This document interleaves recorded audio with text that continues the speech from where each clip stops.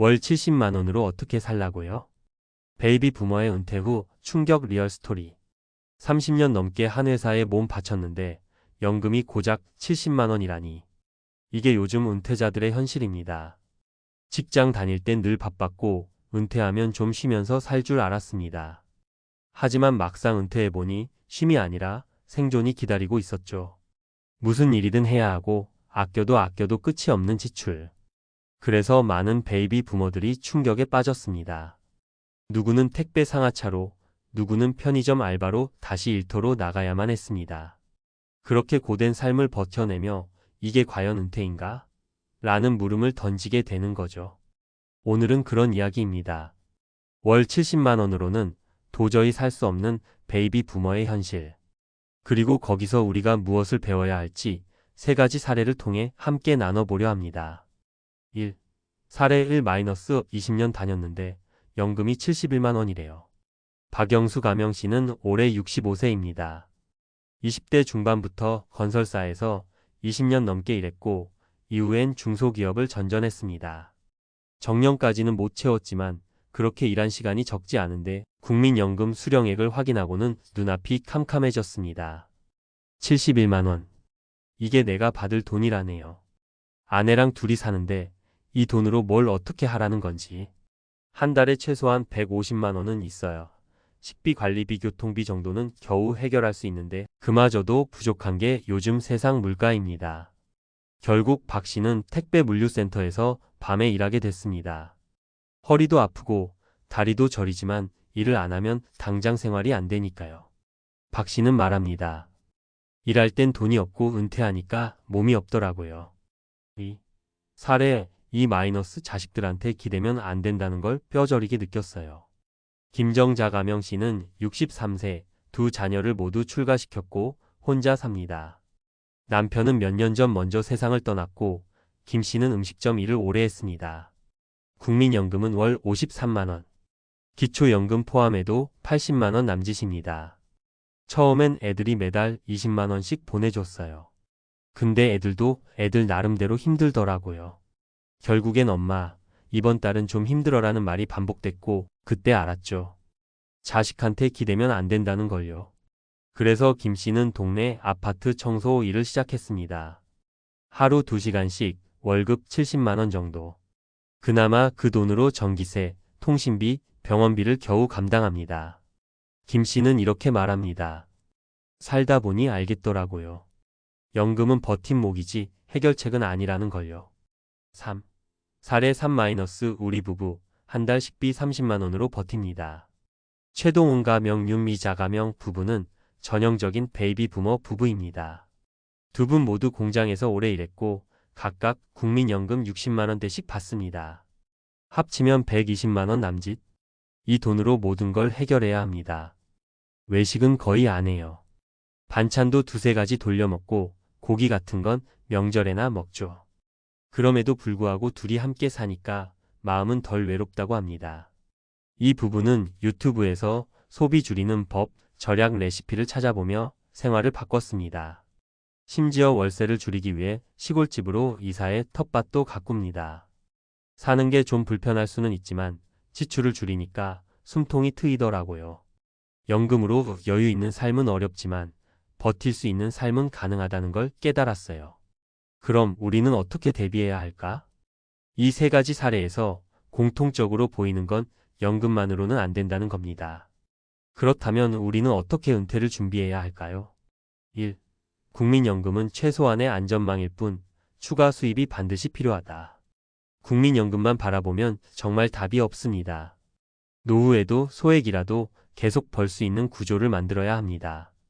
온라인 강의, 블로그 수익, 유튜브, 동네 택배 도우미, 반찬 판매, 재능 기부 등 몸이 크게 힘들지 않으면서도 적은 수익이라도 나오는 일을 고민해야 합니다. 2. 소비 구조를 젊은 시절 방식에서 노후형 소비로 바꿔야 한다. 젊을 때는 외식, 여행, 쇼핑이 많았죠. 하지만 은퇴 후엔 지출을 대폭 줄여야만 합니다. 자동차를 처분하고 외식은 줄이고 불필요한 보험이나 구독 서비스도 점검해야 합니다. 소비 패턴을 늦게 바꾸면 그만큼 버티는 기간도 짧아집니다. 3. 가족에게 의존하는 구조에서 벗어나야 한다. 자식들이 도와주겠지는 옛말입니다. 요즘 청년들도 집값, 취업난에 허덕이는데 노부모까지 책임지기는 현실적으로 어렵습니다. 스스로 자립하는 구조를 만들어야 하고 가족이 아니라도 마음을 나눌 수 있는 공동체 활동이나 모임을 준비하는 것이 좋습니다. 마무리하며 은퇴하면 쉬는 삶이 기다릴 줄 알았어요. 근데 쉬려면 돈이 있어야 하더라고요. 많은 베이비 부모들이 이렇게 말합니다. 우리가 놓쳤던 건 오래 산다는 것의 비용입니다. 70세면 끝이 아니라 앞으로 2030년 더 살아야 하는 시대입니다.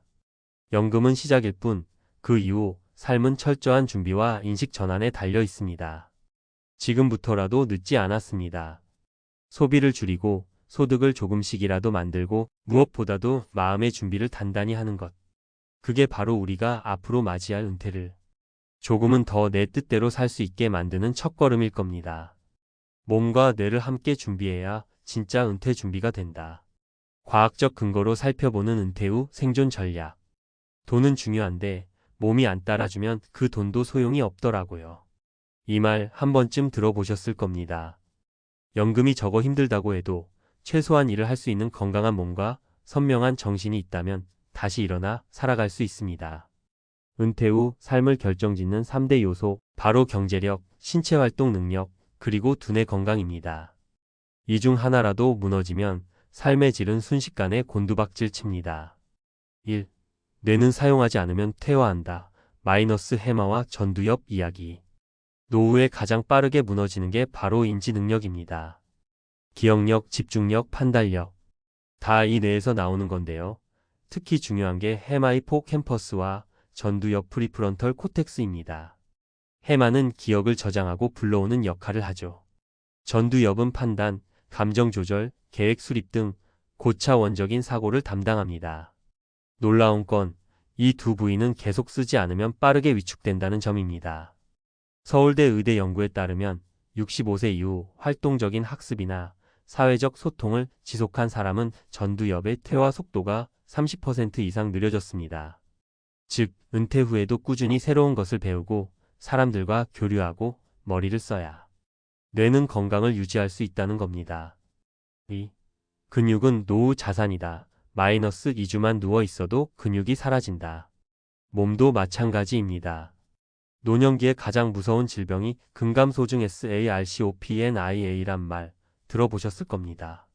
나이가 들수록 근육이 줄고 그 결과 보행 능력, 균형 감각, 면역력이 떨어지죠.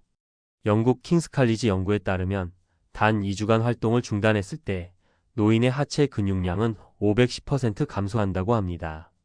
그리고 그 근육은 원상 복구하는데 최소 3개월이 걸립니다. 즉 매일 걷고 앉았다 일어나고 팔을 움직이는 일상이 그 자체로 연금보다 더 중요한 자산이라는 거죠. 3. 스트레스를 다스리는 힘, 회복 탄력성.